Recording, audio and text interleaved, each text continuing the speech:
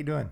Hey, today's going to be a heavy episode. I know there's a lot of smart guys listening. I know that Ronin Man tends to attract guys who are interested in deeper stuff. They want to see through, but it takes thinking, it takes research to get into to see through the issues, right? They're not simple.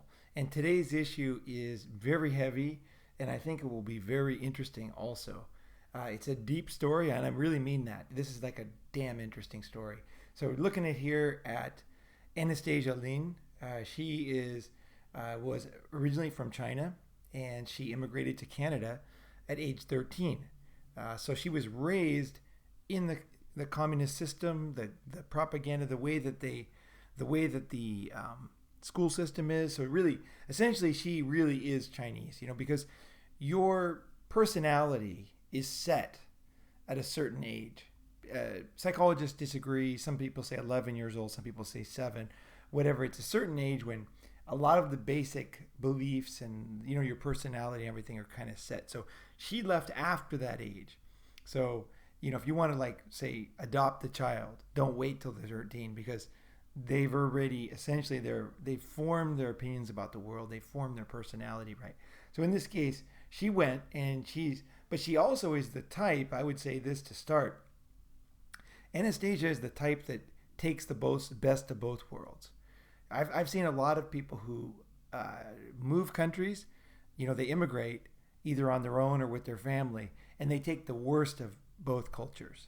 So, like, a woman might come from, say, a country like Japan, and she might be skinny and friendly when you talk to her, but then she moves to, say, America, and she starts to eat fast food, and she might have a boyfriend who tries drugs, and she might get into drugs, and then next thing you know, she's like overweight. She's cut her hair. She's done all kinds of things that make her less attractive. And honestly, these girls are not welcome back in Japan either. Very much, very, very strong aversion to this type. The type that takes the worst of both worlds. The type that take the best of both worlds tend to be very welcome back. You know what I mean? So they basically look for the best, and they take the best. They don't just randomly take the worst. So they might, that first situation with the woman who takes the worst, she might take her, let's say, kind of, I don't know what you call it, but let's say in the Japanese inward lookingness and just seeing Japan and Galapagos kind of thinking, she might take that along with, like, a loud mouth, overweight, screaming type personality. She might take those two things, and then she puts those together, and she makes herself like the least attractive of any woman, right? So that's what you don't want to do, by the way. If you do travel, and even Ronin Man, you have to be careful. You have to, when you travel, you have to, like, look at yourself honestly and say, hey, am I taking the best of both worlds? Am I taking the best from where I'm from and looking for and integrating the best from the new culture? Because that's the situation you have when you travel. That's the opportunity you have. And if you don't, then what are you doing, right? So in this case, we see this Anastasia. She obviously is very intelligent. She's a classical pianist. She's well spoken. She's obviously pretty, and she won. She represented Miss Canada in 2015, Miss World. Okay, so sounds good, right? No problem. Now, I want to go back and let's talk about beauty pageants real quick. I'm looking at the Encyclopedia of Women in Today's World, Volume 1. Mary Zeiss Stange, Carol K. Oyster, and Joan E. Sloan. So, you can see on the left. You can see it's an authoritative 4-volume set, written by 4 women, and obviously is reliable, source. So here's what they're talking about: beauty pageants. And beauty pageants always interested me. I'd like to hear what you guys think, because when I was growing up, the big issue is intelligence, right? It was like, okay, basically beauty, judging women on beauty is patriarchy. Basically, they didn't have the word back then, but it was like bad, that's like bad. So we have to change this thing. So P.T. Barnum started the first beauty pageant, 1854, and it was basically just beauty, right? So size of breasts, skinniness, height, hair, face, eyes, complexion, things like that were the most important. How they looked in a bikini, how they looked in different clothing at the time. That was the main thing. And that then started to change, right? That was, I'm guessing this was quite successful because he started this whole trend. Guys never get any credit for doing stuff, but P.T. Barnum, every beauty pageant should give some credit to this guy who started the whole trend, right? But instead, he'll be derided as a total scumbag, right? But let's just say, so he started this whole thing, which women benefit from greatly, obviously. As Anastasia will talk about her. Okay, they get a voice, right? They get a voice in the world, right? And so let's talk quickly about history of beauty pageants. They talk about the first beauty pageant, and it was then women started to, during World War II, it was like using women in beauty pageants to sell bonds, entertain troops, and that was when beauty pageants took off in the U.S. So it was kind of a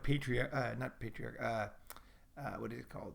I can't even, patriotic. It's a patriotic thing, right? So that was when kind of like the support grew among women, and they saw that these things could benefit everybody, right? So they became a big thing, and they're a huge thing even today. And worldwide, beauty pageants are massive, even though I would say they're probably losing some ground in the North America. And one of the big reasons we're going to talk about today, and this guys, hold on for this one. This one is an interesting one. You might not give a shit about beauty pageants, and I personally don't either. But the story here is this fucking riveting, right? So okay, so let me get through the intro here. So beauty pageants went to the Depression, blah blah blah, history, and basically the new modern beauty pageants. Okay, they're not just beauty, right? So this is kind of the story that we hear, right? You have beauty, and then you have other issues, right? Intelligence, skill, different abilities for this, and also giving people opportunities. So transgendered individuals, people with disabilities, plus size women, all these women kind of have somewhat of a place in beauty pageants because they're essentially, a lot of them are essentially run by women or being very closely watched. And if they get too out of line, it can get really crazy, right? Because there are a lot of women who consider this to be a very important thing. And not a lot of guys. Most guys I know don't really even think about this. I almost think beauty pageants these days are almost all women. It's like women who are behind them, women who are watching them, women who are saying what should be in them and what shouldn't be them. I mean, men don't. I mean, with Pornhub, I just don't see. I don't see these things being what they what they offered in the old days, and the kind of importance they had before the internet are completely different than now, right? In my mind, I don't know anybody. I don't know if anybody on this podcast, if you are all excited about these things, let me know. I mean, maybe there are some real fans of these things. I've never met anybody. I've never met a guy who said, "Oh my gosh, you got to see this, miss that." I've had guys who are just randomly watching TV with their girlfriends, and they'll say, "Oh yeah, there's that hot girl" or something. They'll compare them while they're watching, right? But it's not the big deal, right? So, okay, so back in the early 1900s, now they're starting to say they're getting into all kinds of stuff now. So it's not just beauty, it's not just intelligence. Now they're saying that a lot of the winners were white. So that's not fair. So we have to include all races, right? And this is kind of the changes that they're making here are not anything unusual. It's just the same along the lines with feminism and mainstream society believe these things, right? So they bagged on women that were thin and white, and they started to bring other types of beauty in, which is, for me, it's fine. I'm not a huge fan of white chicks, to be honest. So that's totally great. I think it's hot. It's good to have other types of women in there. Some of them, not such a big fan. So so this is kind of the history of beauty pageants, and since then it's gotten more and more that there's other assets. Okay, there's not just beauty, is what you're always told, right? Seems simple, right? As a guy, you're listening. You're like, hey, the women are not going to talk about just beauty. They're going to go into intelligence. So obviously IQ, taking a company public, whatever, any kind of success, or concert pianist in the case of Anastasia. These are kind of important things you're thinking in your mind, right? So, but where is this really what it is? Is it really, right? So let's look at like a latest article here. This was just the other day. Now this is a girl, Evita, from Malaysia.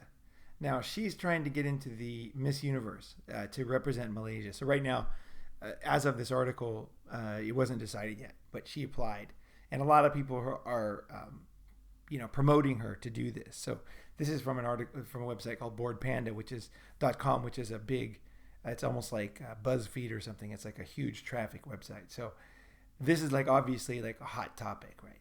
So, but what really is going on here? What you have here is a pretty girl with everything that would be good for a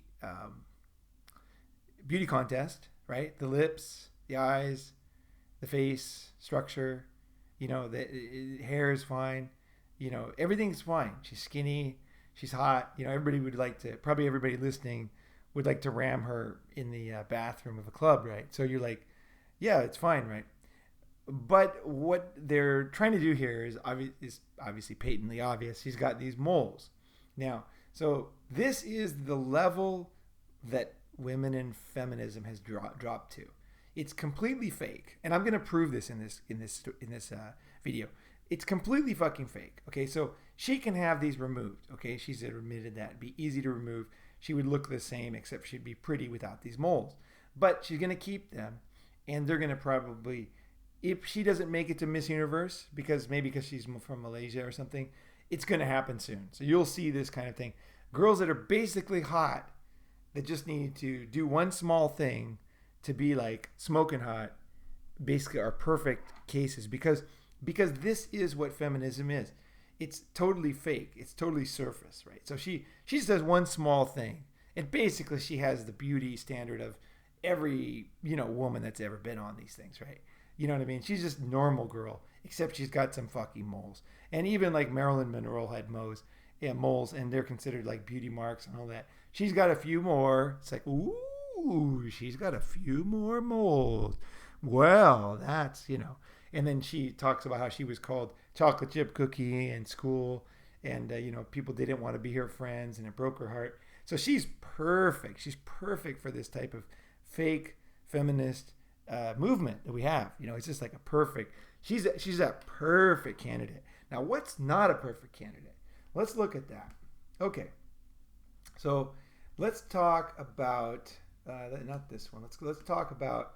Okay, back to Anastasia Lin. Okay, so now she also is interesting, right? So the fake feminist beauty pageant movement kind of stuff, they looked at her and thought she's perfect, right? She's not white, she's from another country, she speaks another language, she's a concert pianist, she's reasonably pretty, she's obviously a great speaker, she's made her way in Canada. She's got so much going for her, right?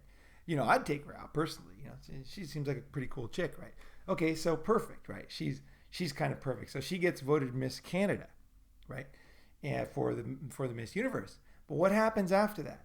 This is where the story really is unmasked, and this is where you really see the bullshit that is feminism, because she's part of a group. Okay, Now, before I start the story, anybody who's Chinese listening, I'm not a member of the cult that she's in, and I'm not promoting the cult, and I have no interest in the cult myself, but this social issue is important, and it's something that is intertwined with this cult, right? So it's like, it's interesting, right? This is an important story, whether or not you believe or support anybody or on either side of the issue.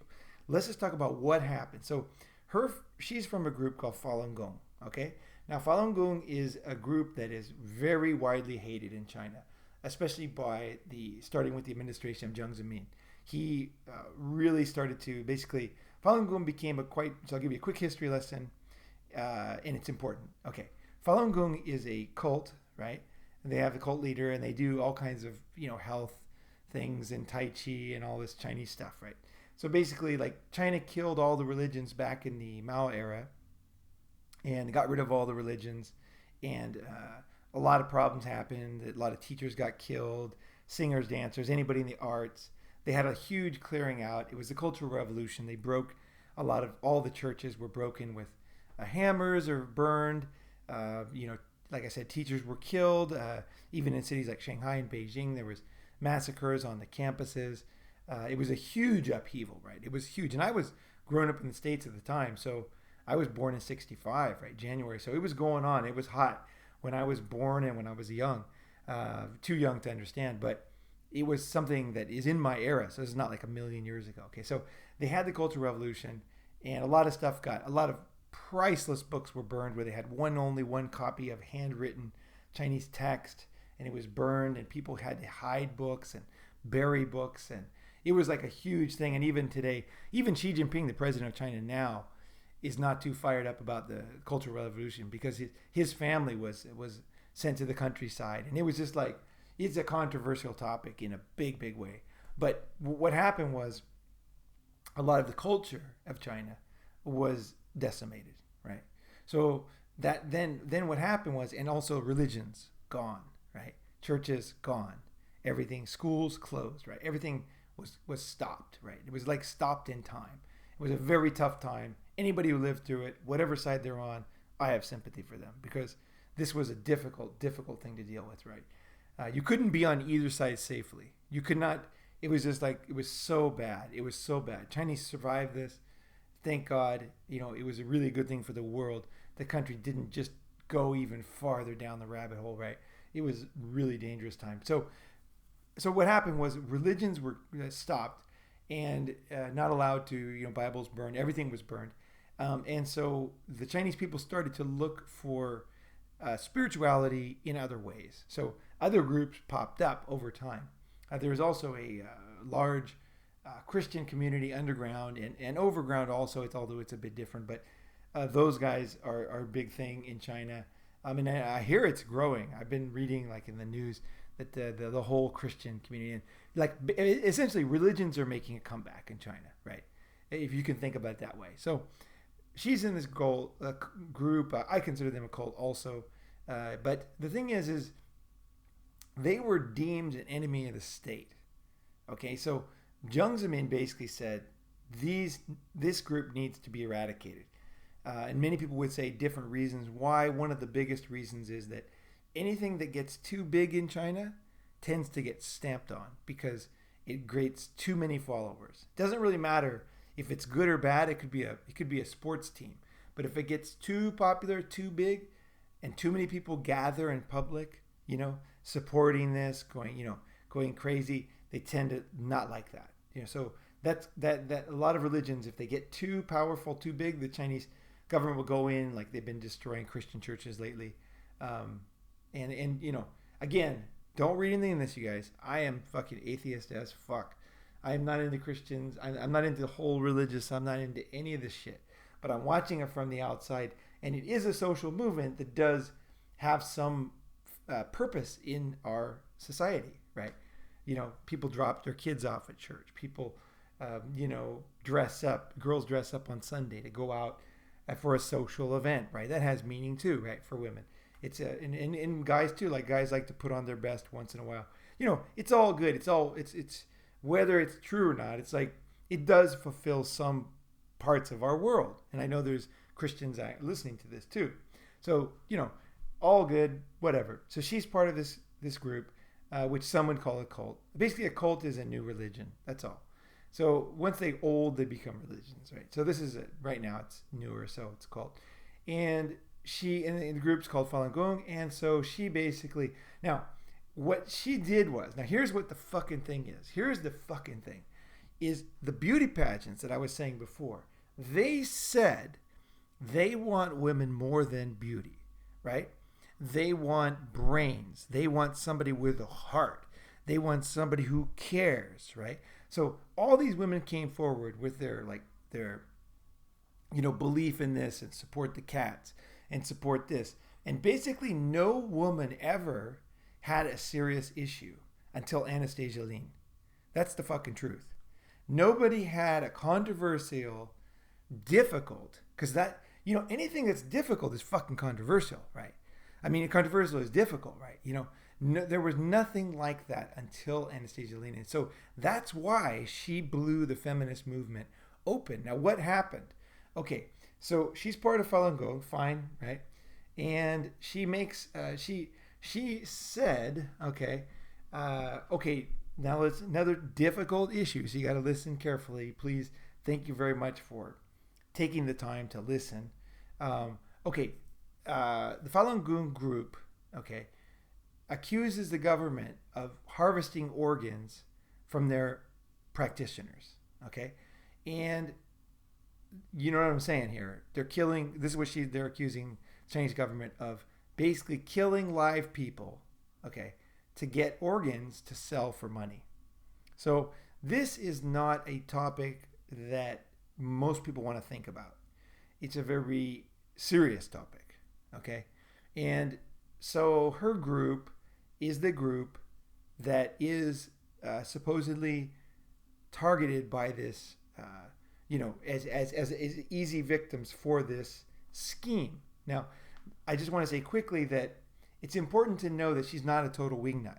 That's a very important thing to know, because obviously some people believe and, they think that children are kidnapped on Mars, right? So that's probably not happening, right? But this one here, there's been a lot of research, I don't know how long. I've read a lot of documents on it. I lived in China. I understand I speak Chinese, so I understand a lot of what's going on in China is regarding this group. And also, the Canadian government in 2006 did a congressional level investigation of this, and they did a phone call to a Shanghai hospital in what was it? I can't remember. It was the area my girlfriend lived in, and near not too far from downtown Shanghai. It was really right downtown. And so they asked them. They said to the congressional, the congressman said, "Hey, I'd like to do a transplant." And they said, "Well, when would you like to come and do it?" And he said, "Well, like, don't you want to know my blood, or don't you want to know everything about me? Like, don't you want to, you need to know all this stuff to get the organ rights." Basically, someone has to die in a motorcycle accident, and then they have to be like A positive blood, and you have to need A positive, and you have to be there ready to go, and you have to be prepared too for this transplant, right? It's not something that you can just order, right? Nowhere in the world can you order an organ, because people don't just give them away, right? The only organ is a kidney, because you have two kidneys.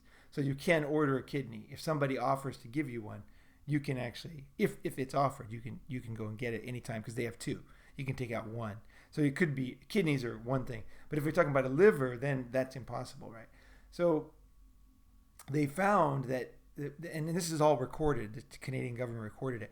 And I remember watching the press conference in Canada on the news, and the guy was like, the guy who did the phone call, his face was like super fucking depressed. Like, he was like, "Well, I called them, and they told me that I could come anytime, and it didn't matter, and that they could just have the organ ready. And I asked them, how is that possible?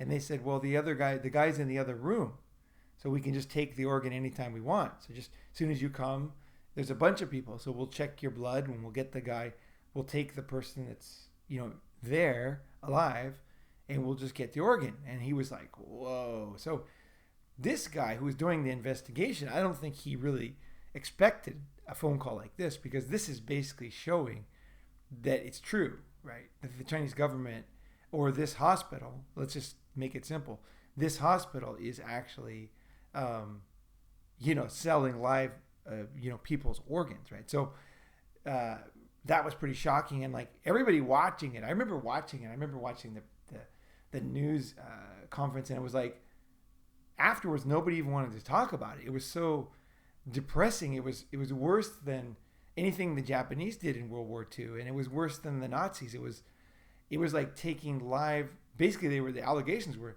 live people are being killed as people need organs, and money's being made. So that news conference and that publicity got a lot of people fired up. And then now there's been a lot of research into this. And I'm not going to say it's true or not, but I read a lot of the documents. I've seen her. She has a movie. It's called The Bleeding Edge. Yeah. It's worth watching, The Bleeding Edge, with Anastasia Lin.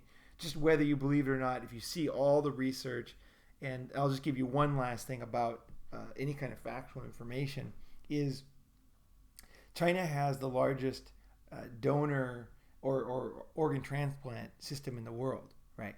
It's huge. Okay, it's absolutely huge. And the numbers were online for how many hospital beds exist and how many organs were being Actually, they didn't have the organs. They had the amount of doctors, the amount of beds, and the occupancy rate. So you could just go through the numbers and find out that it was like 100 times higher than a country like Sweden. Now, Sweden is a country that is known as being very generous with organs. So you when you get a Swedish driver's license, I used to live in Sweden, right? You can choose you want to give organs, right? And they're known as being very progressive on this issue, right? China is not. China is like the exact opposite. Chinese tend to be very superstitious about their body, especially at death. They don't want their body cut up. It's not a Chinese culture thing to want a doctor to take part of your body out and give it to somebody. So that has consequences because less people want to give organs after they die. They don't want their body desecrated, right? So there's always religious and cultural and things that affect people, but it makes no sense that the Chinese organ transplant per population would be 100 times Sweden, right? Doesn't make any sense, right? So where is the organs coming from, right? So obviously there's a very good chance that her group or somebody, it's not from death row panel people because there's not enough, right? It's not nearly enough, right? So where are the organs coming from? And now there's a lot of research in this, and I think China's on their back heels on this one and trying to change. But again, now we're off this issue. I just wanted to talk about that just so you could kind of get a background of the issue itself and why it's so important. So you can see that this woman, okay, she went to the Miss Universe with a dead serious topic. So she's like a perfect candidate for today's feminists. I mean, she's beautiful, right? She's young. She's not old. She's not too old. She's just got everything, right? Her English is great. She's a minority. She's not white. We're not like bombarding her with white girls, right? She's a minority. She cares about things, right? She's like everything that they want. And to make it the best, to make her the best candidate for the modern beauty pageant industry, is that she finally, after all these fake issues, because women will say, oh, I really care about mosquitoes, I really care about, dogs, and, I feed, there's been all these fake issues that women have come up with over the years. And those issues have gotten more and more serious as feminism gets stronger and stronger, because basically everybody knows it's bullshit. Everybody knows, but they need more and more fake, serious issues to make it look like we're not judging by their looks, right? Right? That's basically what's happening, right? It's like, yes, I don't just care about the dogs like last year. I care about animal rights and dogs being eaten. Oh, I don't care about just dogs being eaten. I care about blood diamonds and children being slaves, 5 years old, digging diamonds. And so there was all these issues that came up with beauty pageant contestants, and they all got more and more serious. And they were all kind of perfect issues because the woman never had to do anything. She never had to really do anything. There was never any risk to her. There was never anything that ever happened after the contestant ended, right? She just went on and got sponsors, and everything just went on happily, fake, right? Which is perfect for feminism, right? But what happened with this girl? So she goes with a serious issue, right? She's talking about labor camps, forced organ donation, prison, killing people, right? So she's talking about finally fear, coercion. Her dad is now cannot leave China, right? Because because she keeps talking. So the Communist Party is now punishing her family and relatives. They're careful; they don't want to go too far, but they're punishing them seriously. And she wasn't allowed to attend. Okay, this is an important thing. She was not allowed to attend uh, the beauty pageant in Sanya, which is down in South China. So here she is. She goes on Canada. She's can't miss Canada. She's got a perfect issue. There's nothing, you cannot fault this girl for anything. She's got everything right. She's pretty. She's not fake. It's not surgery. You know what I mean? She cares about things. You know, she's just perfect, right? She's perfect, right? And she's got this great issue. And she's really involved in it because she's part of the group that she believes, and I think a lot of people believe, is being killed for their organs. So, you know, about caring about things that are important, if this was the reality of feminism, she would be a fucking shining star right now. Everybody would be talking about her.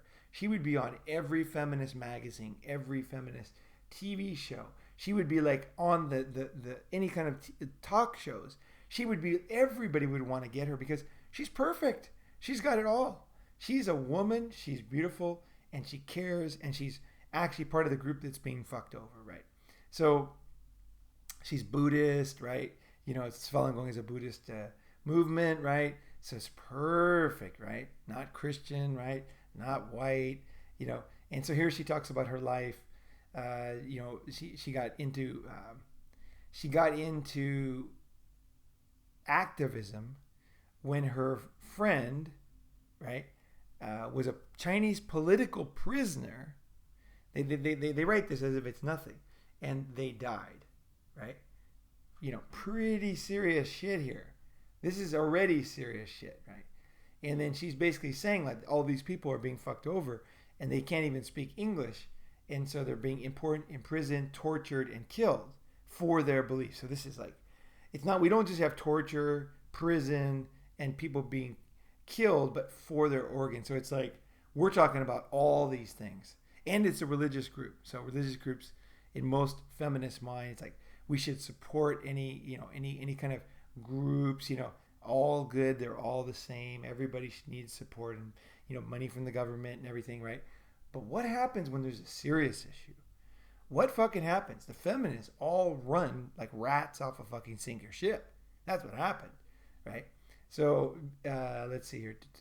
Here she is. You can see she's still attractive, right? There's the film, right? Let's see.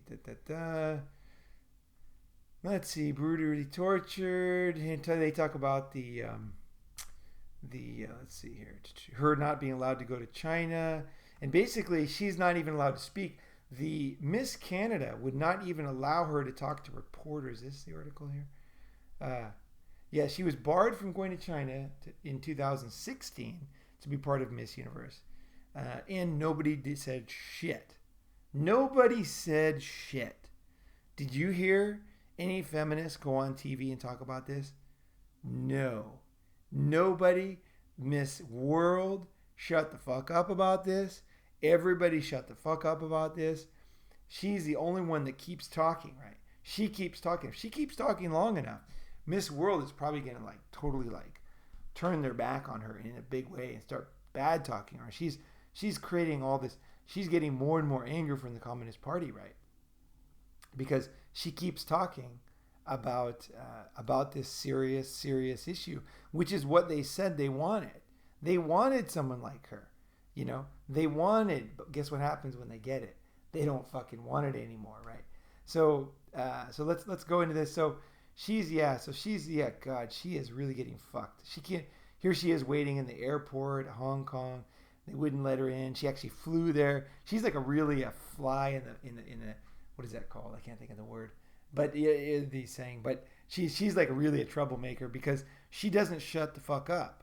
You know, she goes and but you can see like she's actually pretty cool chick. She's not like a bunch of placards everywhere, not screaming. She didn't dye her hair blue and start going insane, scratching people's faces off, you know, starting fires. She just like basically went there and showed, hey, I'm here, right?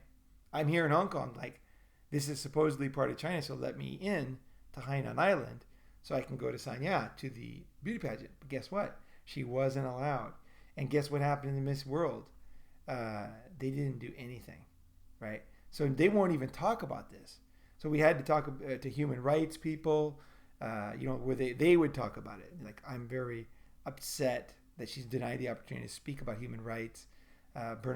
Benedict Rogers, deputy chair of the Conservative Party Human Rights Commission. China will stop at nothing at the border, at no border, to silence its critics. And people were saying this stuff, but no one for Miss World, and no feminists are standing up for her. And even she's like, if you want to criticize Miss World for not getting involved, even governments don't dare to stand up to China. How do we blame a vulnerable pageant? Because what happened was her standing up and them not backing her has now unmasked the total hypocrisy and bullshit of these organizations, and how they don't want anybody with a real issue. So if you have a daughter or a friend who wants to be a beauty pageant, make sure you learn from this. Don't have any real issues. Make sure that if she wants to enter a beauty pageant, make sure it's fake. You have to be fake in order to be successful in the feminist world. You cannot be serious. You cannot have a real issue, right? Because here's what happens. You get a lot of consequences, right? So here's the Global Times, which is considered the mouthpiece of China by many people, and for good reason. Not on every article, but in general, this is the English mouthpiece of the Communist Party, right? So basically, they're saying, like, she has to take credit for this. She's an unwelcome person. I don't want to get too deep in this article, because if you're not in China or from China, you probably are not that interested in this article. But it is kind of interesting that they're calling her out. They're attacking her. They're basically saying, if you keep down this path, there's going to be worse things happening to you, right? And they're even giving her an out here. They're saying, maybe you were misled by other bad people. So basically, that's the Chinese government's way of saying, if you give up who your sources are, whoever supported you, we will fuck them in the ass, and you will get off somewhat, right? So if you turn on the people that help you, then you will get some advantage. And that's a very, very communist thing to do. That's the exact same thing you had in East Germany, Hungary, and all these countries, in Russia and in China, is like, it was a way of turning everybody against each other. It was like, even though you're like the bad guy, we'll give you one chance, but you got to give up everybody, right? You got to give up everybody. Give us all the details. And then we might not fuck you over, right? But it's never clear if they're really not going to, because in this case, if she does get more publicity, they're going to ignore any kind of deal they had with her, because it's all about publicity. They don't want this thing being public. This whole issue is way too sensitive. The Chinese government obviously doesn't like it, right? So this is the kind of thing we have here. Is nobody supports this woman, right? Nobody supports this woman, and just fucking fake. It's one more fucking fake. If there's one woman you should support, is this one here, Anastasia Lin. She went out there, and I believe that I don't know her, but I mean, I'm guessing that she was pretty. And this is common actually with young people in China, is the ones that are very enamored with the West and very interested in traveling. They tend to be very nice people, very open-minded. They really want to see more of the world. And they really believe that the West is going to accept them, is going to support them if they follow the truth, right?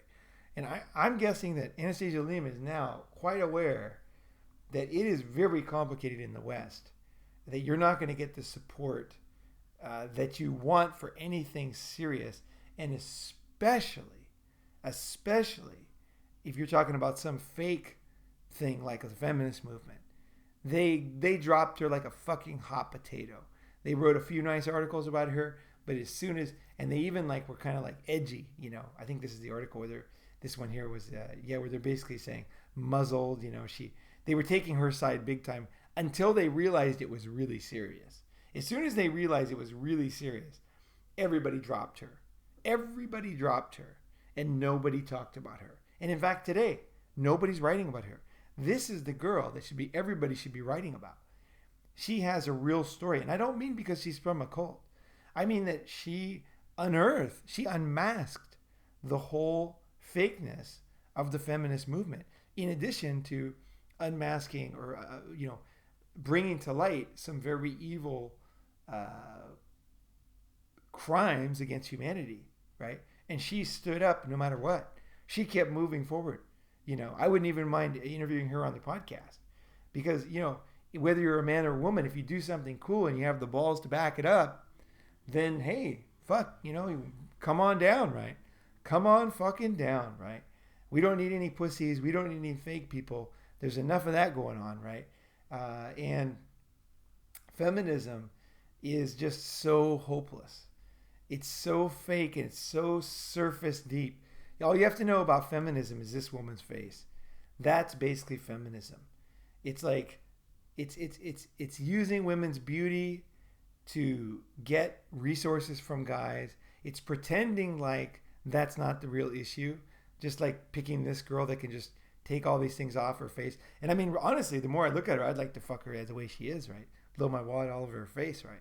She's fucking, somehow that's kind of hot. French guys, by the way, French guys are pretty cool. I like French guys actually, but French guys say if a girl doesn't have one fucked up thing about her, basically, I don't know what it is in French, but if she doesn't have one fucked up thing about her, she's not sexy.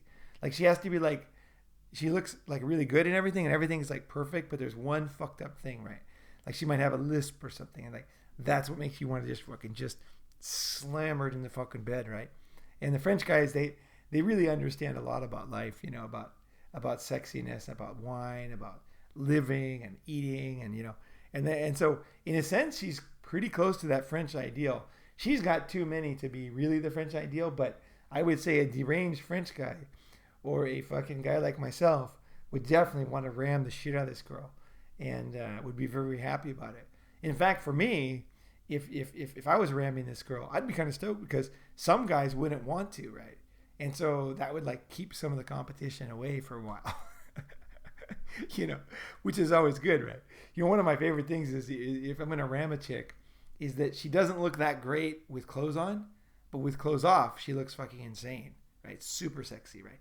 That's the perfect combo because the competition for her is not that high. I just want to fuck her, right? So the competition is not that high for her sexually, but actually she's under the, you know what I mean? The nipples or the size of the pussy or whatever inside is like super sexy, right? That's a perfect combination because less competition.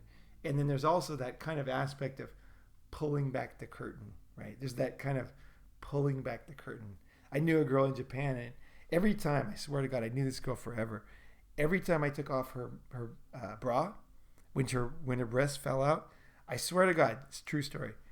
I felt like there was heat coming from her chest. Like my face would turn red and blush. It was like her tits were so insane. And when they were in my face, when the nipples, these huge eraser nipples were right in my face, even though I had fucked her a million times, like I had a shit ton of girlfriends at the time, but I still would fuck this one pretty often, right? And I remember every time I was just like, God, when is this going to stop? When are her tits not going to drive me fucking insane, She was just so sexy. But the funny thing about her, if you saw her walking around, she works over by Tokyo Station. If you saw her walking around, you would never know. She just looks like the typical Japanese girl. In fact, with her like office lady, they call it office lady uniform on, she looks almost flat. Swear to God, she looks almost flat. But when she's naked, her pussy was insane too. But her breasts were like really great. So I think that's kind of the perfect kind of girl. So we'll end on that note there, is that it's so fake because this is like feminists are kind of, in a sense, maybe they want to cream all this girl's face too. Yeah. They're more similar to me actually. They don't really want the smart girl that much. They want the hot girl. That's what beauty pageants are all about. So let's get down to the heart of it. They should be controlled by guys again. If you're going to have beauty pageants, they should start at a very young age too, because girls get uglier as they get older, right? Everybody knows that, right? Like I said in the last podcast, nobody is trying to get into a 70-year-old woman's pants.